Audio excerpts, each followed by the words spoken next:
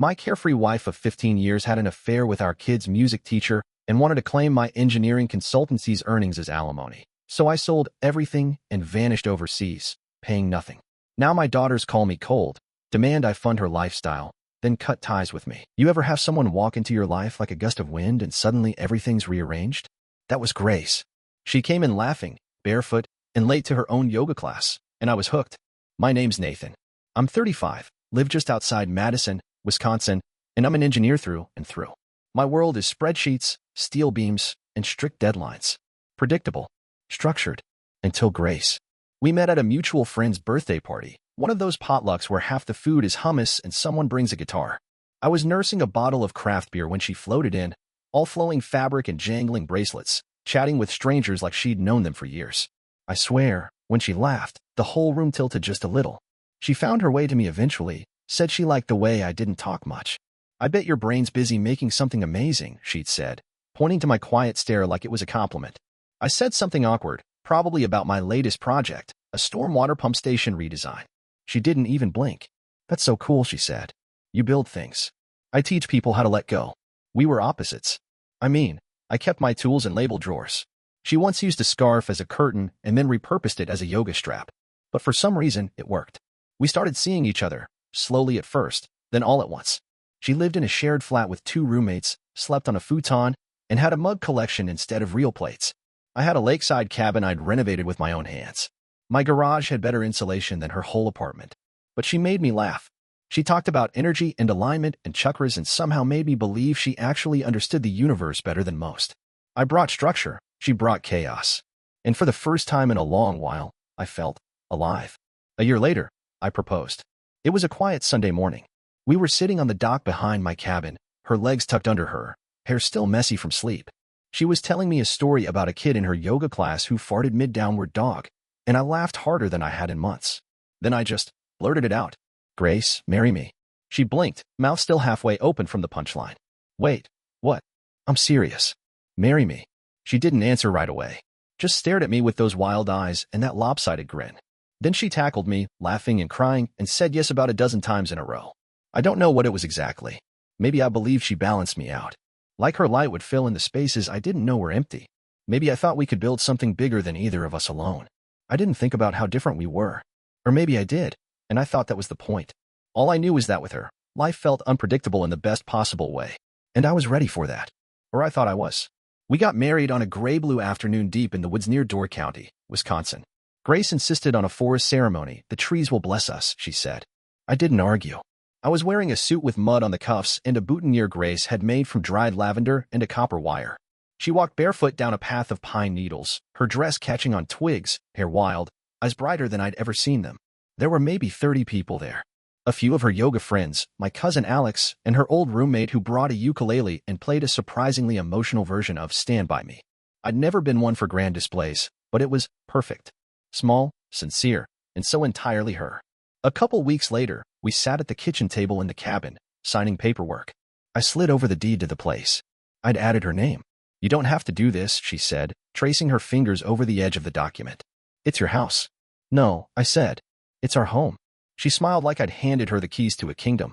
The first few months were sweet. Grace hung crystals over the bed and burned sage on the porch. I'd come home from site inspections to find her meditating on the living room rug with wind chimes playing in the background. She painted the guest room a shade of orange I didn't even know existed. Our pantry held more herbal teas than actual food. And still, I didn't mind. It was different, but it was ours.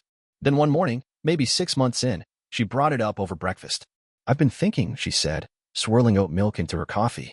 I might stop teaching. I looked up from my tablet. Temporarily. She shrugged. Maybe.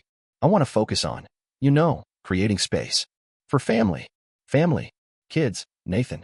I mean, not right away, but soon. I want to be ready. Emotionally, spiritually, and physically. I didn't say anything at first. Just nodded slowly. I thought we'd talk about it eventually, children, plans, finances. But quitting work entirely? She reached for my hand. I want to be present. Not just shuffling kids to daycare and racing to class. I want to raise them right. With intention. I stared at our hands, hers warm and soft against mine. Mine, calloused from years of hammering and welding. Inside, something tensed. I'd worked my whole life to feel secure. Long hours. Tough clients. projects that kept me up at night.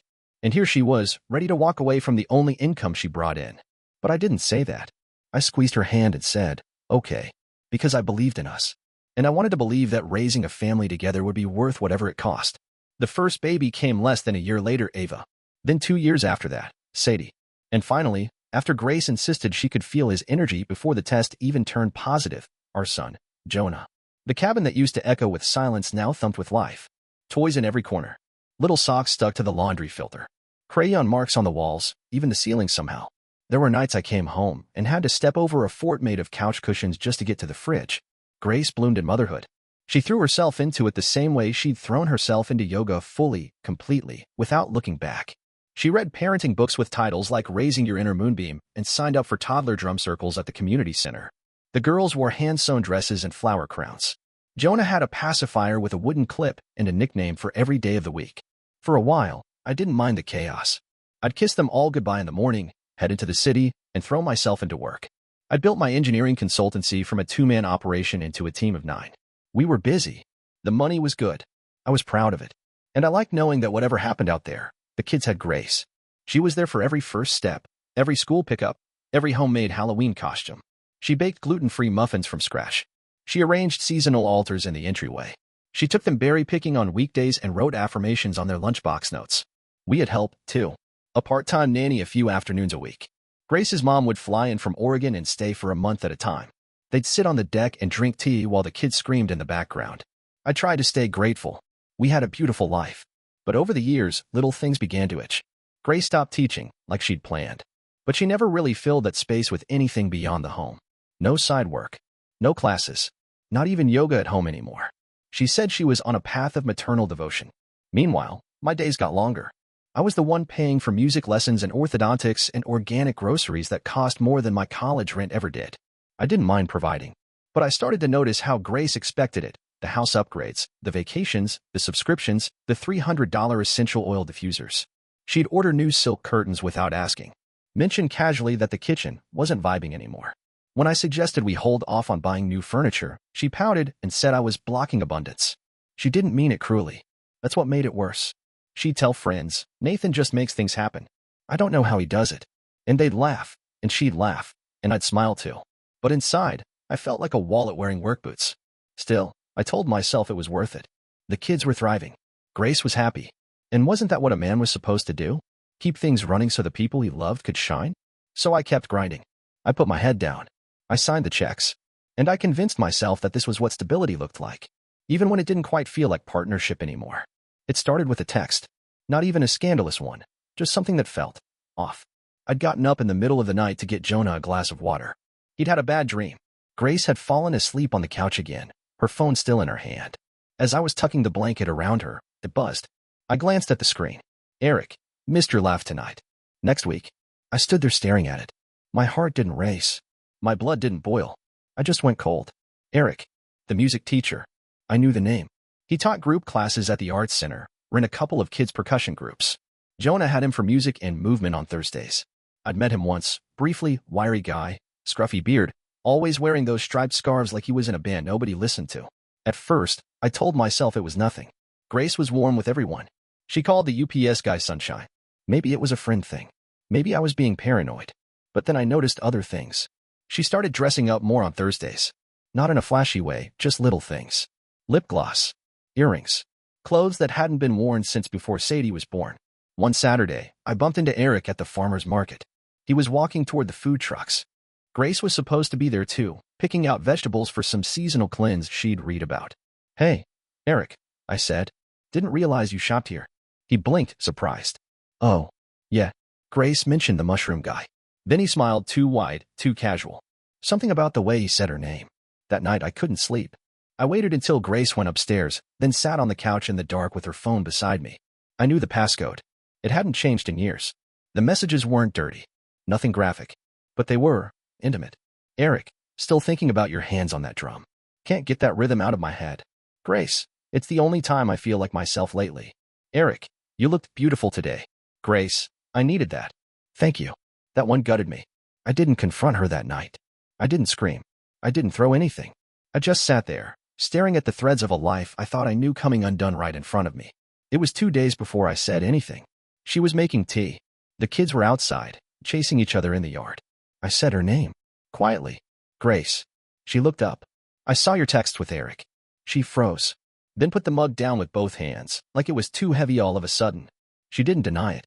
Didn't try to spin it. She sat on the edge of the chair and started crying. I was lonely, she said. I felt invisible. Her words knocked the air out of me. Invisible. I, who paid for everything, built the world she lived in, gave her the freedom to focus on motherhood full-time.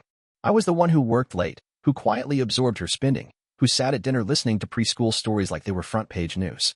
But somehow, I'd vanished in her eyes. And just like that, the picture of our perfect little life cracked right down the center. The divorce was uglier than I expected. I'd always pictured myself as the type who could keep things civil, reasonable, measured, fair. I thought that's what smart men did, especially when there were kids involved. But there's nothing rational about watching someone burn down the life you built, then walk away holding a match and a smile. Grace didn't fight the divorce itself. She agreed it was for the best. She even cried during the mediation, talking about how we had just grown apart, like it was an overdue oil change. But when it came to dividing the assets, her tone changed. Suddenly, she was owed something. Half the cabin, half the investment accounts, monthly alimony, full primary custody. She wanted everything, except the blame. Didn't matter that she'd cheated, that I'd paid for every damn thing for over a decade. The court didn't care. Wisconsin's a no-fault state. And according to her lawyer, a smug guy named Trent with perfect teeth and no conscience, Grace had given up her career to prioritize the household. Therefore, she deserved maintenance support at the standard of living she had become accustomed to.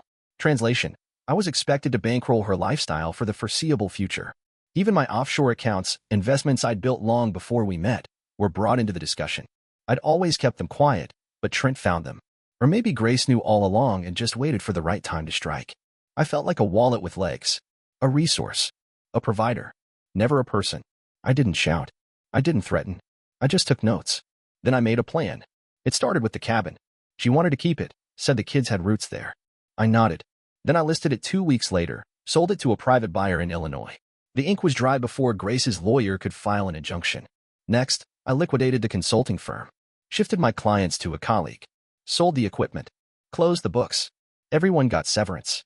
It looked like a burnout story, a man giving up work to reset. What no one saw was where the money went. I moved funds. Quietly. Legally. Through channels that wouldn't trigger flags.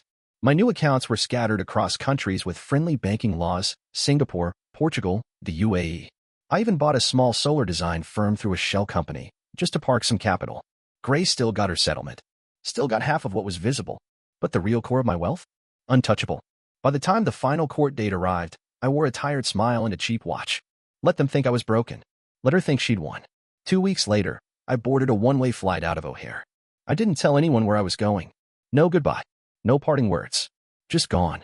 When the plane lifted off the runway, I looked out at the city one last time, the skyline, the lake, the illusion of everything I'd tried to build. Then I shut the window and leaned back in my seat. I wasn't proud of it, but I didn't feel guilty either. Grace had made it clear. I was a means, not a man. A faucet to turn on when things needed paying. So I did what any good engineer would do when a system starts to fail. I shut off the pressure. And I walked away. I landed in a coastal city where no one knew my name. It wasn't random. I chose it carefully. A place with sun, salt air, and enough bustle to stay anonymous. Somewhere I could walk along the pier and watch container ships roll in, pretending I had nothing to do with their blueprints. The kind of place where people mind their business and the past doesn't follow you unless you invite it. I rented a small flat above a bakery. The walls were thin, the plumbing questionable, but the windows faced the sea. At night I'd sit with the balcony door cracked open, listening to waves crash and wind rustle the palms. It didn't feel like peace exactly, but it was the closest I'd come in years. I started consulting again, just part-time. Green energy projects, mostly. Small firms looking to retrofit warehouses or expand into solar. No employees. No stress. Just me, a laptop, and enough income to keep the lights on. For the first time in a decade, I didn't set alarms. No carpools. No grocery runs. No nightly rituals of brushing tiny teeth and double-checking school folders. No Grace. I cut all contact. Deleted old accounts. Changed numbers. Her lawyer tried to follow up once. A dry email demanding a reassessment of financial obligations. But the moment I left the country, jurisdiction shifted. My new residence? Out of reach. The alimony payments stopped. The emails went unanswered. I waited for the storm. It didn't take long. Her lawyer filed complaints. She even tried to subpoena foreign banks, but without proof of fraud or criminal activity, they couldn't touch me. I'd followed the rules, just not the one she liked. She sent me a message through my old work contact. Just 4 words, "You can't do this." But I already had. And yet, I wasn't free. I'd sit on that balcony some nights, sipping cheap rum from a chipped mug, wondering if I'd become the villain in my daughter's eyes. Sadie used to run barefoot through the cabin, dragging a blanket like a cape. Ava would sneak up beside me on the couch just to lean her head on my arm. Jonah called every tool in my garage a daddy wrench, no matter what it was. Now, I didn't even know what grade they were in. I sent money, direct deposits for school fees, notes with gift cards on birthdays. Never signed them with love. Just my name. Nathan. Like I was someone they used to know. I told myself I was protecting them. That this was the only way to break free from a woman who saw me as a credit line in human form. But some nights, the quiet wasn't freedom. It was a verdict. Because I hadn't just left Grace. I'd left them too. And no bank account could fix that.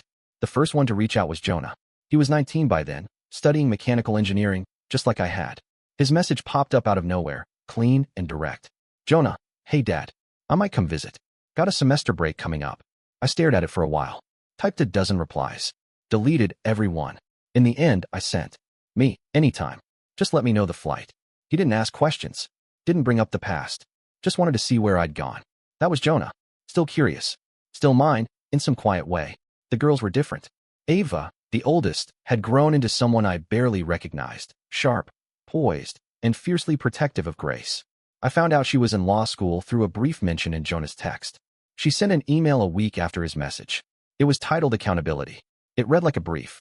"Ava, abandoning your family to avoid legal responsibility is financial abuse. I don't care what she did. You don't disappear on your kids. We were there. We remember. Do the right thing." No hello. No emotion. Just a warning shot in font size 12. I didn't respond. What was I going to say? That I had to vanish so their mother couldn't keep bleeding me dry? That I'd become a shadow so I could survive? That I still dreamed of Ava's laugh before she grew cold? And Sadie, she said nothing. Not for months. Eventually she emailed. Not to catch up. Just to send receipts for a textbook, a pair of shoes, and a field trip fee. The subject line was always the same. "Sadie, school expenses." At the bottom, a line I couldn't unsee. "Thank you. Hope you're well." Polite. Distant. Like I was a distant uncle who once mattered. I still sent the money. On time. Always. Sometimes I added a bit more, enough for lunch, or a warm coat, but she never acknowledged it. No emojis. No calls. Just that same closing line. "Hope you're well." Hope I was something. Jonah's visit never happened. His spring break came and went with a brief apology. "Jonah, Mom made things hard. Said I was rewarding abandonment. I'll try again in the summer." I told him not to worry. But I felt it, the tug. The guilt that came in slow waves, carving out the shoreline I'd tried to rebuild. Not because I missed Grace. I didn't. But because I still remembered the way Ava used to fall asleep on my chest during thunderstorms. Because I still had Sadie's first drawing taped inside a folder I kept locked in a drawer. Because Jonah still called me Dad. I protected myself. But somewhere along the way, I'd lost the one thing I never meant to give up. My place in their lives. And no amount of planning could undo that kind of damage. Some nights, I still see it all, the cabin, the dock, Ava chasing fireflies barefoot with a flashlight, Sadie curled up with her favorite blanket, Jonah squealing with delight the first time he rode the little lawn tractor I used to mow. Those images don't come like dreams. They come like hauntings. I sit on the balcony with my feet on the railing, the sea spread out like a page I keep rereading. The waves don't care who I was. They just keep coming. Reliable. Merciless. Free. That's what I wanted when I left, freedom. And I got it. No one asks me for anything here. No one expects birthday cakes or Christmas lights. I don't hear footsteps at night or bottles clinking from Grace's pantry full of overpriced supplements. I eat when I feel like it. Sleep when I can. Work when I want. I should feel relief. And I do. In pieces. But the silence has its own weight. I stare at the moon sometimes, wondering what it looked like back home. Wondering if Jonah ever still checks the garage I left behind. If Sadie ever mentions me in essays about family. If Ava, with her fireproof heart and lawyer's precision, ever opens her laptop and hesitates before typing my name. I wonder if they hate me. And if they do, maybe they should. Grace's betrayal had shattered something in me, sure. But it was my own pride that kept the pieces scattered. My refusal to let her take more pushed me out the door. And once I started walking, I didn't look back. I used to think it was noble. Survival. Strategic. Now I'm not so sure. Because the man I am now doesn't have to explain himself. He doesn't get pulled into fights about curtains or preschool waitlists or whose turn it is to unload the dishwasher. He's unbothered. Clean. efficient, and utterly alone. I've seen people in town with their kids, fathers tossing soccer balls on the beach, moms yelling across food stalls. It used to make me flinch. Now it just makes me ache in places I forgot existed. Sometimes, I think about writing to them. Just a note. A real one. No money, no receipts. Just a few words that say I never stopped being their father. But I never do. Maybe I'm afraid of the reply. Maybe I'm afraid of the silence. Tonight, the sea is loud. The air smells like salt and with smoke from some beachside grill. I lean back and close my eyes, letting it all wash over me. I didn't choose this life because it was easy. I chose it because it was mine. Grace made her choices. And so did I. I saved myself from a woman who saw me as nothing more than a utility. But I might have lost more than I ever meant to in the process. I sit there until the moon is high, a solitary figure watching the endless tide. Still, steady, gone.